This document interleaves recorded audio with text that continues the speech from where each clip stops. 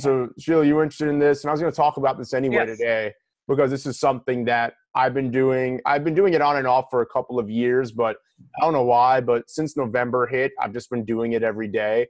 I included like an 18-hour fast on Thanksgiving, so I didn't eat until like 5 in the afternoon, and I ate the night before. So I had an 18-hour fast, and I've been doing at least 16 hours of fasting every single day, and keeping my feeding window within 8 hours. Sometimes it's been less. Like Thanksgiving, it was only 5 hours, I think. I had a feeding window that I allowed myself.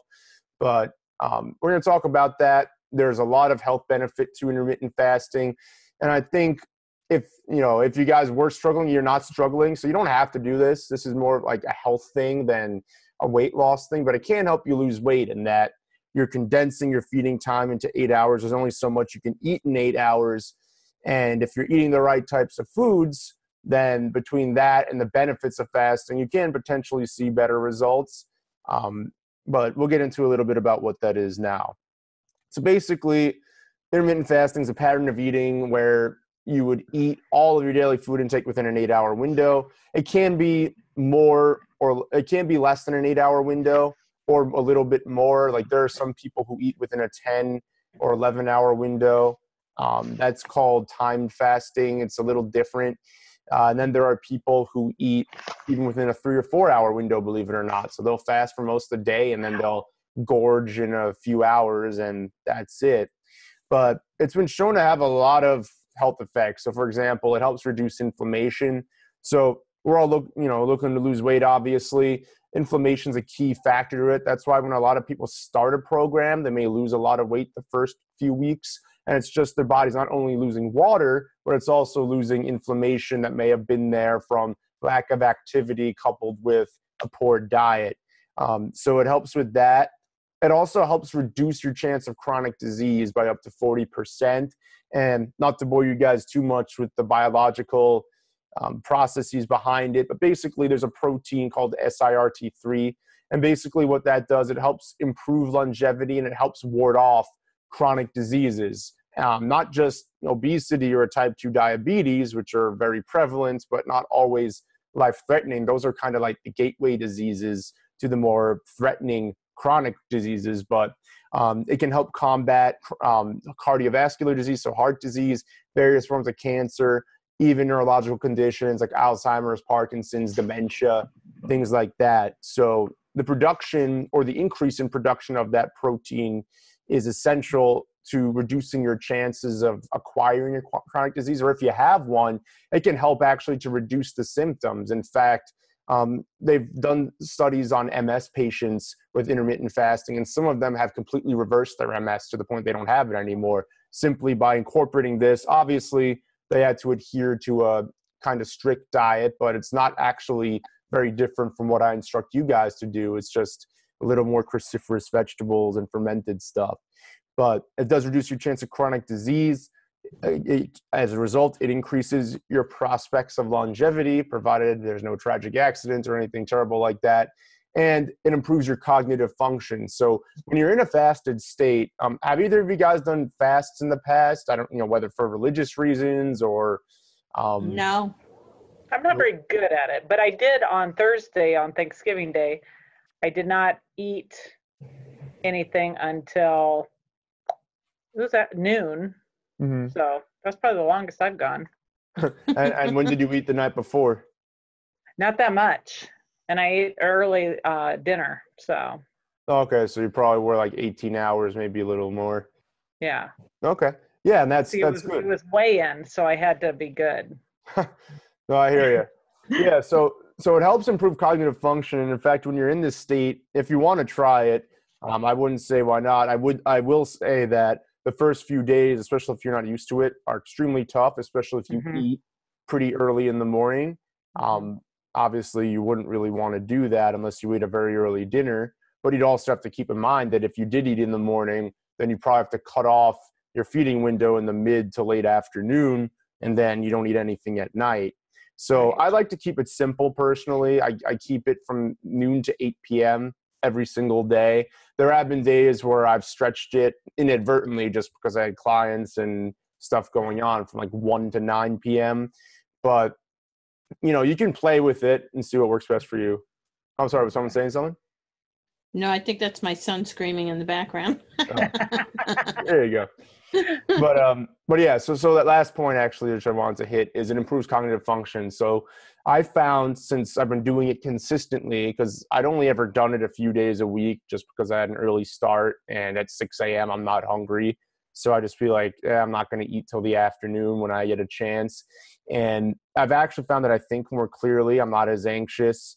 I just have more clarity. It's a weird feeling. It's almost like a transcendental feeling where when I'm approached with problems, whereas in the past I probably would have freaked out like, oh my God, what am I going to do? I just take a deep breath, I relax, and I don't attribute it to anything other than the fact that it's probably this. So I felt better. I'd also have joint pain and inflammation sometimes because I used to power lift when I was in my late teens and early 20s, and that did a good amount of damage to my spine. And since I've been doing it, literally absolutely nothing. I've not had one tweak, one muscle cramp, nothing, which has been good. And I've been more active lately than I've been in a long time too. So that's why I do it. So how to do it, I kind of explained that before. So just pick an 8-hour window to eat all of your day's food in. I'm terrible at math, so I keep it between the hours of noon and 8 p.m. You guys can do whatever you think works best for you based upon your schedule and when you find you're hungry. Do you guys usually eat breakfast, or are you not breakfast people? I'm a breakfast person. But I've been trying to eat a little bit later because I get up early, and so I get up at 4, but I try not to eat until like 7:30. So. Oh, okay. Yeah, and then at that point you would have until 3 or 4:30 in the afternoon to eat everything. So that might be a tall order. So if you're able to wait until later in the morning, I'm not sure when you usually eat dinner, but again, that's if you even want to try it. I just figured I'd educate you guys on it and see if it's something you want to do. Personally, I found it to have a lot of benefit, and even in my physique, it's really shown up. It's helped me lean out a lot. But there are a lot of studies out there that negate its impact on weight loss, but there's nothing I've seen that's negated its impact on health. So it certainly doesn't hurt. Michelle, are you usually a breakfast person also? During the week I am, because I'm up at 4:30 as well. But on the weekends I don't eat breakfast. It's I wake up later. I'm able to hold off too. Plus on the weekends I like to work out before I eat. So the weekends I tend not to have breakfast. Yeah. So if you guys wanted to try it, you just pick an 8-hour window that you think you can handle it in. And like I said, the first few days, I'm not going to lie, very, very tough. I was one of those people. I didn't eat a lot anyway. I had a couple of meals a day with a snack in between. But if I was hungry, I didn't have to be like, okay, I have to eat within this window or else I just got to suffer. But I would pick probably a window of 10 to 6. To me, that's more doable because I could still have, like a breakfast food or something at 10 and then still have dinner by 8 and 6 and I'm fine. Right. Yeah, that can work. Yeah, it's different for everybody. But if you can train your body to do that every day, like I said, it just takes a few days. They're tough days. Once you get through like day 3, you'll be fine. It won't even phase you anymore. You'll actually look forward to it. And it helps, obviously, it'll reduce your food costs too, because instead of having to buy food for 3 meals and snacks, you're buying for 2 meals and snacks. And it does save money over time too. So that was another reason I decided to do it. I am half Jewish after all. Let's see what else. So what about coffee?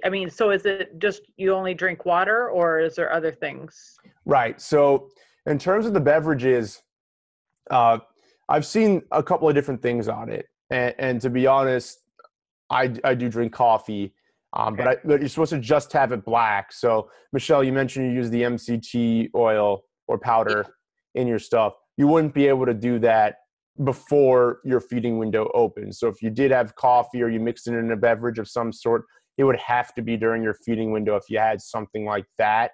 But from most of the studies I've seen, not all, but most of the studies I've seen, coffee doesn't seem to elicit much of a response. It does elicit an insulin response because your body has to metabolize the caffeine and some of the phytonutrients in the coffee.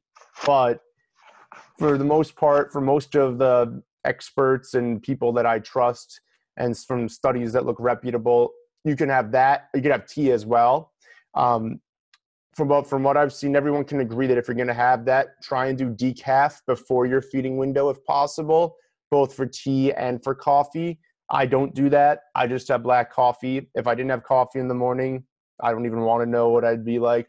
So I stick with just black coffee, preferably hot coffee too. I don't know if you guys are iced or hot coffee people if you have coffee, but I was an iced coffee person, and I read up when I was reading up more on this. I switched to hot coffee a couple of weeks ago, and you do drink it slower, which enables your body to metabolize the coffee better. When you have an iced coffee, I'm sure you guys have had it at some point, you can just down it in a couple of minutes, as opposed to the hot coffee. You kind of nurse it for an hour, 2 hours, maybe even 3 hours.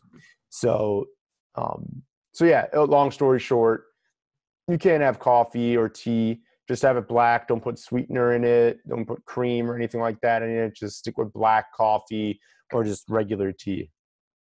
Okay. So also how to do it, just stick to the same window as often as possible.